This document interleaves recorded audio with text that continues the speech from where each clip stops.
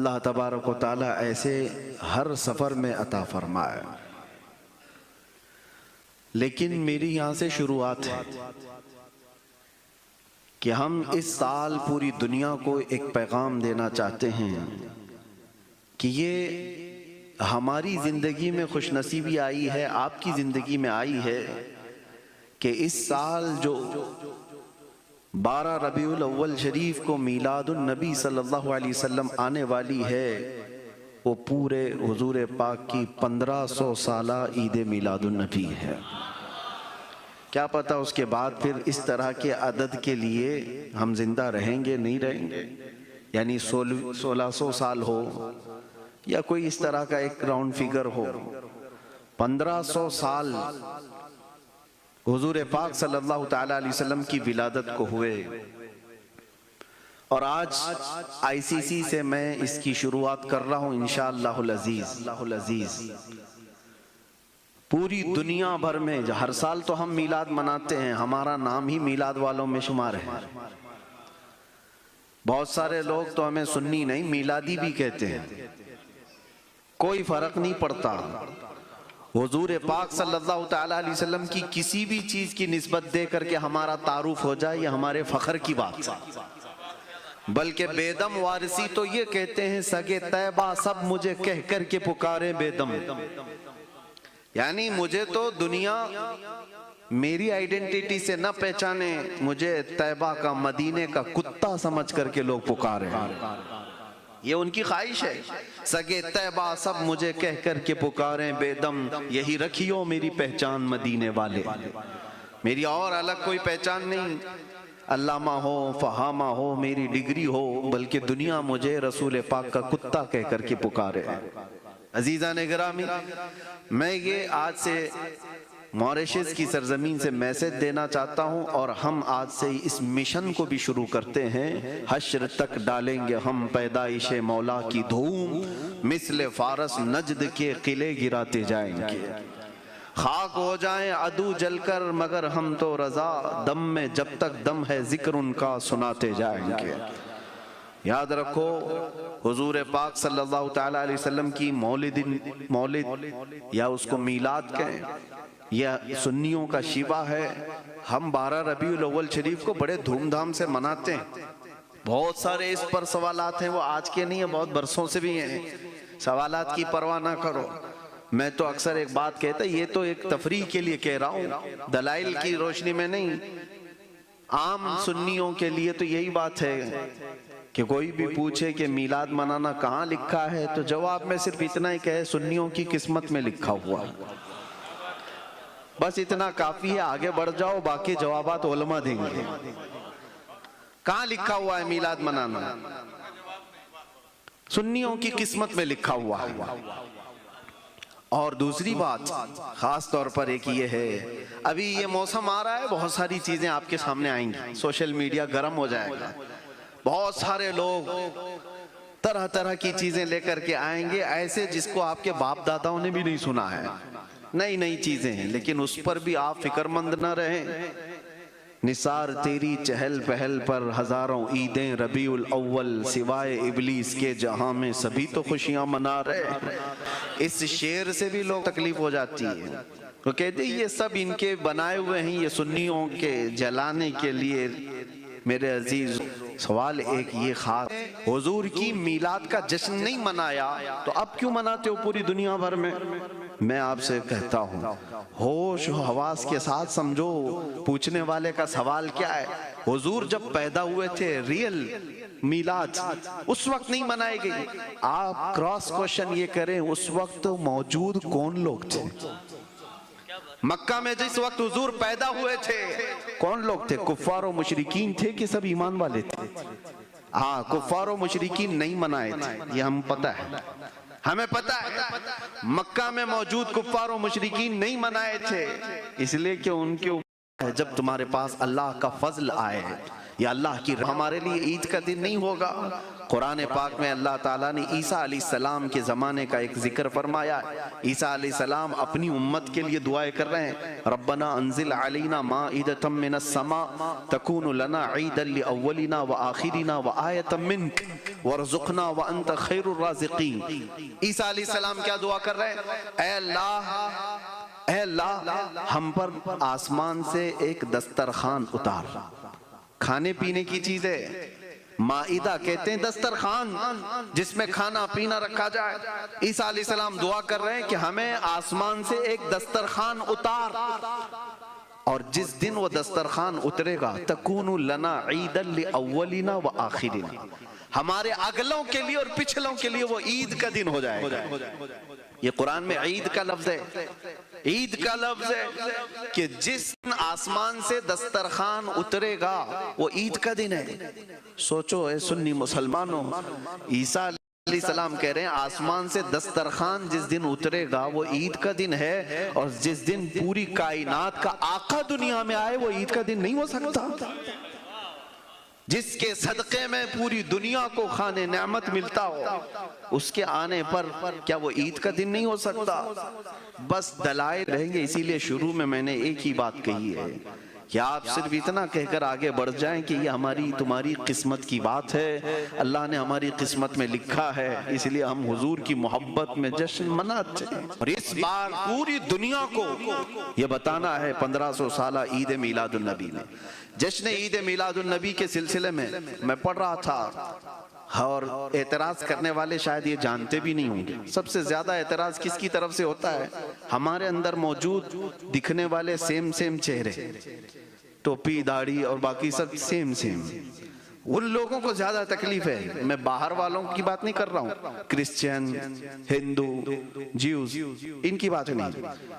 جماعت کے اندر دکھنے والے سیم چہرے، وہ اپنا نام کچھ بھی رکھتے ہوں، کوئی بھی نام، دیوبندی، اہل حدیث، کسی بھی طرح کے نام سے ہوں، اگر ان کو اعتراض ہے، وہ بھی جس امام کو سب سے زیادہ فالو کرتے ہیں، آپ کو میں بتاؤں، شیخ ابن تیمیہ، کتاب ہے ابن تیمیہ کی اقتضاء الصراط المستقیم، کتاب ابن تیمیہ کی ہے.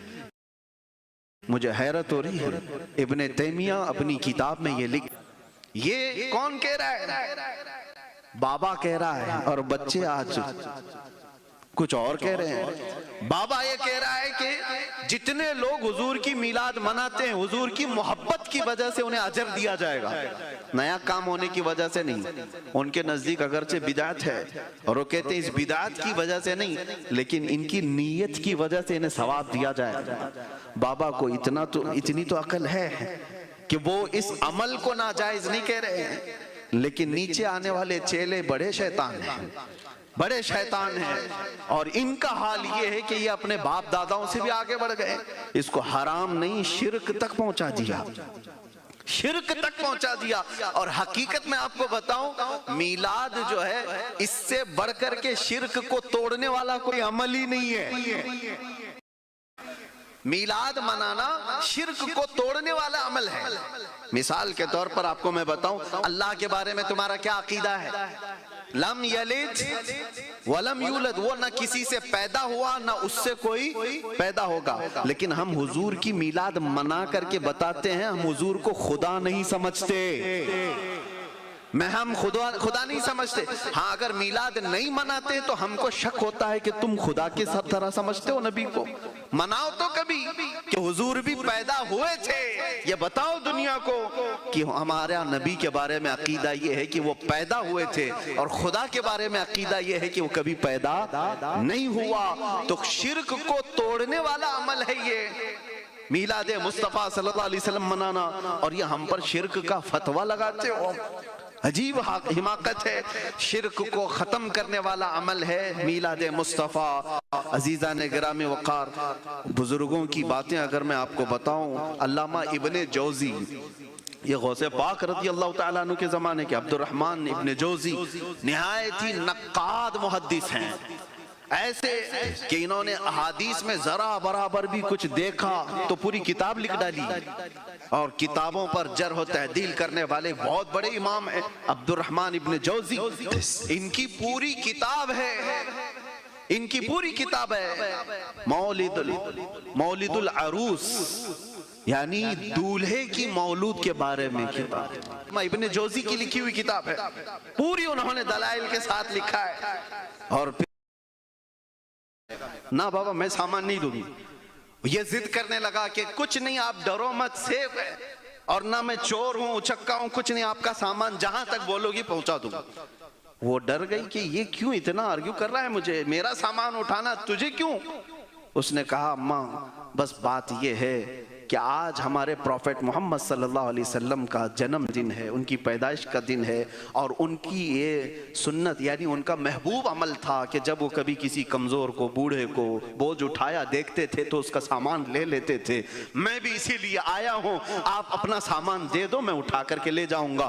وہ اتنی بات پر امپریس ہو گئی، خوش ہوئی، اور دونوں سامان اٹھا کے دے دیتی ہے، اور وہ لے کر کے گیا کافی دور تک، اس کے گھر تک وہ پہنچا کر کے آیا، بات آئی گئی ہو گئی ختم ہو گئی۔ 6 مہینے کے بعد میرے عزیزو وہ نوجوان مجھ سے رابطہ کرتا ہے اور کہتا ہے عجیب اتفاق ہے حضرت، عجیب اتفاق ہے، وہ خاتون جس کا سامان میں اٹھا کر پہنچایا تھا میرے بھی کوئی کانٹیکٹ میں نہیں تھی، لیکن جانے کے وقت اس نے کچھ کانٹیکٹ لیے تھے، 6 مہینے کے بعد آج وہ مجھ سے کانٹیکٹ کرتی ہے اور کہتی ہے نوجوان تمہارے کسی عالم سے ملاؤ۔ کہا کیوں، وجہ کیا ہے؟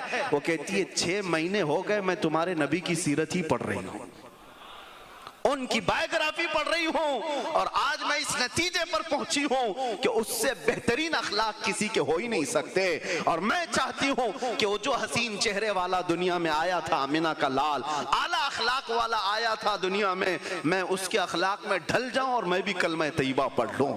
میں نے اس وقت محسوس کیا اگر ایک نوجوان صحیح طریقے سے میلاد مناتا ہے تو میرے مصطفیٰ سے کتنے کو قریب وہ کر دیتا ہے، اگر غلط طریقے سے مناتے ہو تو حضور سے لوگوں کو دور کر دیتے ہو۔ آج یہ عہد کر کے اٹھو کہ میلاد مصطفیٰ آئے تو ہم اپنے آپ کو چینج کر کے ایسے نکلے کہ دنیا دیکھے تو وہ یاد کرے 1400 سال پہلے والی خوشبو آج یہاں پر نظر آ رہی ہے، مدینے کی ہوائیں یہاں نظر آ رہی ہیں۔ اس لیے 1500 سالہ عید میلاد النبی ہمیں اس طرح سے منانا ہے، حشر تک ڈالیں گے ہم پیدائش مولا کی دھوم، مثل فارس نجد کے قلعے گراتے جائیں گے۔ اللہ کریم ہم سب کو کہنے سننے سے زیادہ عمل کی توفیق عطا فرمائے۔ حضرت کا حکم تھا 2 منٹ، اجازت 2 منٹ، حضرت کا حکم تھا کہ مجھے جو کہا گیا تھا ٹاپک کہ امت کی یونٹی کے بارے میں، اتحاد کے بارے میں، لیکن بات یہ ہے نا جو بھی آپ ٹاپک دیں ہماری زبان سے ایک ہی ٹاپک نکلتا ہے، وہ حضور پاک کی بات، زندگی کا عنوان یہ ہو جاتا ہے۔ لیکن میں آپ سے ایک بات کہوں گا، آج مجھ سے یہاں کی میڈیا کے کچھ حضرات نے انٹرویو کے طور پر سوال بھی یہ کیا تھا کہ آپ یونٹی کے بارے، ڈس یونٹی کے بارے میں کیا سولوشن دینا چاہتے ہیں؟ ایک بات یاد رکھو، کب پھوٹ پڑتی ہے، کب اختلاف ہوتا ہے، اس کا ریزن آپ نے دیکھا؟ جب آپ نہر کی بات کریں گے تب پھوٹ پڑتی ہے، اور جب سمندر کی بات کریں گے تو کوئی اختلاف نہیں ہوتا۔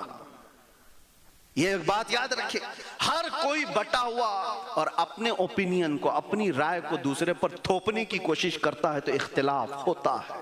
ہم سب کو یونٹی اس وقت تک نہیں آ سکتی جب تک ہم مرضی مصطفیٰ میں سب اپنے آپ کو نہیں ڈھال لیتے، اپنے آپ کو جب تک نہیں ڈھال لیتے۔ صحابہ میں بھی اختلافات ہوئے ہیں، چھوٹے موٹے بہت سارے اختلافات ہوئے، لیکن کبھی ایسا نہیں ہے کہ ذاتی اختلافات ہوئے اور اس طور پر کہ دشمنی پیدا ہو گئی۔ لیکن آج صرف اور صرف سلسلوں کو لے کر کے، پیروں کو لے کر کے، علماء کے حلقوں کو لے کر کے اتنے خطرناک اختلافات ہیں کہ ایک دوسرے کے جان کے دشمن ہیں، لوگ جانی دشمن، سلام کلام بند، مصافحہ بند، اور ایک دوسرے کو دیکھنا بھی بند، اور لوگ حیرت کی بات ہے ہم سے پوچھتے ہیں کہ ان کے ساتھ بیٹھ سکتے ہیں کہ نہیں، ان کے ساتھ بیٹھ سکتے ہیں۔ امام شافعی کی ایک بات سناتا ہوں، امام شافعی جیسا عالم کون ہے؟ وہ درسگاہ میں پڑھا رہے ہیں، ان کے شاگرد امام ابو موسیٰ مازنی، اختلاف ہو گیا استاد اور شاگرد کا، شاگرد کہہ رہا ہے جائز ہے، استاد کہہ رہا ہے ناجائز ہے. اختلاف یہ پہلے ہوتا تھا، آج نہیں. اس کا سوچ بھی نہیں سکتا کوئی. امت ہونے میں اور غلام ہونے میں تو کوئی اختلاف نہیں ہے. کیا اس میں بھی اختلاف ہے؟ تیرا رسول اور ہے، میرا رسول اور ہے. انہوں نے کہا نہیں. امام شافعی کے ہاتھ چوم لی اور کہا رکھو، ایک گھر میں 4 بھائی ہیں، چاروں کو الگ الگ کلر پسند ہیں، الگ الگ کلر پسند ہیں. کسی کو سفید، کسی کو کالا، کسی کو نیلا، کسی کو ہرا. لیکن کلر پسند الگ ہونے کی وجہ سے وہ اپنی ماں تو نہیں بدل سکتا، اپنا باپ تو نہیں بدل سکتا. اختلاف کرنے کا حق ہے لیکن باپ بدلنے کا حق نہیں ہے. اختلاف کرو، اچھے سے کرو، لیکن تمہارا رشتہ بھی اسی رسول سے ہے، ہمارا رشتہ بھی اسی رسول سے ہے. اگر یہ نسبت سلامت ہے تو ایسے اختلافات سے کچھ بھی فرق نہیں پڑتا. آپ کو ایک بات اور بتا دوں، امام احمد بن حنبل بہت پائے کے محدث، 5 لاکھ حدیثوں کے حافظ ہیں، 5 لاکھ حدیثوں کے حافظ. انہی کے زمانے کے ایک اور امام ہیں، امام مدینی، جو امام بخاری کے استاد ہے، احمد المدینی. یہ امام مدینی اور امام احمد بن حنبل میں کٹر اختلاف تھا کچھ مسئلوں کو لے کر. اختلاف کا مطلب آپ یہ مت سمجھیں گالی گلوچ والا، ہاں وہ مسائل کا اختلاف تھا. امام احمد بن حنبل اپنے شاگردوں کو پڑھا رہے ایک کمرے میں بیٹھ کر. اچانک امام مدینی آئے گھوڑے پر، باہر گھوڑا رکایا اور تیزی سے چڑھتے ہوئے کمرے میں آئے، دروازہ کھولا. جیسے ہی وہ جلال سے آئے تو شاگرد سب ڈر گئے. امام احمد بن حنبل کی کچھ تو تیور بگڑے ہوئے ہیں. یہ تیور دیکھ کر کے امام احمد بن حنبل نے اپنے شاگردوں کو سب کو بھگا دیا، جاؤ باہر جاؤ، میرا اور ان کا معاملہ ہے. ایک بات یاد رکھو، محدثین نے یہ بات کی ہے، بڑے جب بات کرتے ہیں تو چمچوں کو بیچ میں نہیں آنا چاہیے. اختلافات سب سے زیادہ یہاں ہوتے ہیں. ہاں انہوں نے یہ تمیز سکھائی ہے. باہر نکل جاؤ. شاگرد بھی عام شاگرد نہیں ہیں، وہ بھی بڑے علماء ہیں، ان کو بھی نہیں رہنے دیا، باہر جاؤ. دروازہ بند کیا. شاگردوں نے روایت کیا ہے امام احمد بن حنبل اور امام علی مدینی دونوں میں اتنا سخت مباحثہ ہو رہا تھا. باہر سے وہ لوگ کہتے ہیں کہ سننے میں تو ایسا لگ رہا تھا ہم کو کہ ہاتھا پائی ہونے والی ہے، کشتی ہونے والی ہے. تھوڑی دیر کے بعد آواز دھیمی ہوئی، بند ہو گئی. پھر دروازہ کھلا. شاگرد سب جو باہر کھڑے اسٹوڈنٹس وہ کہتے ہیں کیا ہوا ہم کو پتہ نہیں. لیکن شیخ علی مدینی نکلتے ہیں اپنے کمرے سے، گھوڑا باہر کھڑا تھا. امام احمد بن حنبل بھی پیچھے نکلتے ہیں. دونوں میں سخت اختلاف ہے، بحث بھی ہوئی ہے، آواز بھی ہوئی ہے. لیکن جب وہ نکلے، علی مدینی گھوڑے پر بیٹھنے جا رہے ہیں. توجہ چاہتا ہوں، گھوڑے پر بیٹھنے جا رہے ہیں. امام احمد بن حنبل اپنے ہاتھ ان کے پیروں کے نیچے رکھتے تھے، اپنے ہاتھ ان کے پیروں کے نیچے رکھتے ہیں. شیخ علی مدینی امام احمد بن حنبل کے ہاتھوں پہ اپنا پیر رکھ کر گھوڑے پر چڑھتے ہیں. شاگرد دیکھ کر کے کہہ رہے یہ کیا ماجرا ہے؟ اندر دیکھو تو ہاتھا پائی ہونے والی تھی، یہ باہر تو ان کو گھوڑے پہ چڑھا رہے ہیں. یہی ہے ہمارے علماء کا اختلاف، یہی ہے. بعد میں امام احمد بن حنبل سے شاگردوں نے پوچھا کہ حضور اتنا سخت اختلاف ہے اور ان کے پیروں کے نیچے آپ ہاتھ دے کر ان کو چڑھا رہے ہیں. اب سنو امام احمد بن حنبل کیا جواب دیتے. کہتے ہیں میرا اور ان کا اختلاف مسئلے میں ہے لیکن تم ان کی حیثیت نہیں جانتے. اے لوگو، اگر تم ان کا مقام جان لیتے، میں نے تو ہاتھ رکھا ہے، ان کی دھول سرما لگانے کے قابل ہے. یہ کون فراخ دلی رکھتا ہے جس سے اختلاف ہو؟ اس کے بارے میں یہ کشادہ ضربی کون رکھتا ہے؟ یہ ہمارے بزرگوں کا شیوہ تھا، یہ طریقہ تھا. اختلاف آج بھی کر سکتے ہو لیکن ذات کا احترام باقی رکھو، ذات کا احترام باقی رکھو. حسب نسب پر سوال نہیں، اس کے خاندان پر نہیں، اس کے باپ داداؤں پر نہیں، ورنہ اس کو اختلاف مذموم کہا جاتا ہے. وہ گالی گلوچ والا ہے، نیچ فطرت والا ہے. اعلیٰ فطرت والا اختلاف تو کرتا ہے لیکن انسانیت کا احترام باقی رکھتا ہے، اس کے اسلام کا احترام باقی رکھتا ہے. اللہ کریم ایسی یونیٹی ہماری امت میں پھر سے عطا فرمائے. لیکن ایک چیز ہے، آپ سب کو میں گزارش کروں گا، اختلاف جتنے بھی آئیں آپ ڈسکس مت کرو. بہت زیادہ شوق ہے تو 9 سال عالم بن جاؤ، پھر اس کے بعد مفتی بن جاؤ، اور پھر اس کے بعد علامہ بن جاؤ اور شوق سے ڈسکس کرو. ورنہ واٹس ایپ پہ مناظرے کرتے رہو گے، یوٹیوب اور فیس بک کو یونیورسٹی بنا کر اس میں مناظرے کرتے رہو گے تو یاد ہے گوگل میپ بہت بری جگہ پہ بھی لے جا کے پھنساتا ہے. بہت. ہم کو خود بھی دلی سے ہم اترے تھے, ہم جا رہے تھے بریلی, لیکن گوگل میپ نے ہم کو ایسی جگہ پہنچایا تھا رات کے 2 بجے, راستہ ڈیڈ اینڈ ہے, ختم ہے. ایک پولیس والا ٹارچ مار رہا تھا, ہم اتر کر کے دیکھے کیا ہوا, راستہ بھٹک گئے. ہم نے کہا ہم تو جا رہے تھے بریلی. وہ پولیس والا کہتا ہے یہ سب جیل ہے, آپ یہاں کیسے آ گئے ہو. اس دن سے مجھے یاد ہے, میں نے ڈرائیور سے کہا کبھی ایسے گوگل کو فالو مت کرو جو مرکز عشق میں لے جانے کی بجائے مرکز قید میں لے کر کے جائے, مرکز کرائم میں لے کر کے چلا جائے. اس لیے سارا اگر تمہارا ڈیپینڈ انٹرنیٹ پر رہے گا تو ایسی پھنستے چلے جاؤ گے. ہاں تمہارا ڈیپینڈ, تمہارا ٹرسٹ, تمہارا اعتماد کس پر ہو. ارے آج بھی حسین چہرے باقی ہیں, سینہ بسینہ دینے کو علماء بیٹھے ہوئے ہیں, ان پر اعتماد کرو, بھروسہ کرو. انشاءاللہ اللہ تبارک و تعالیٰ تمہیں صراط مستقیم پر رکھے گا اور گمراہی سے محفوظ رکھے گا.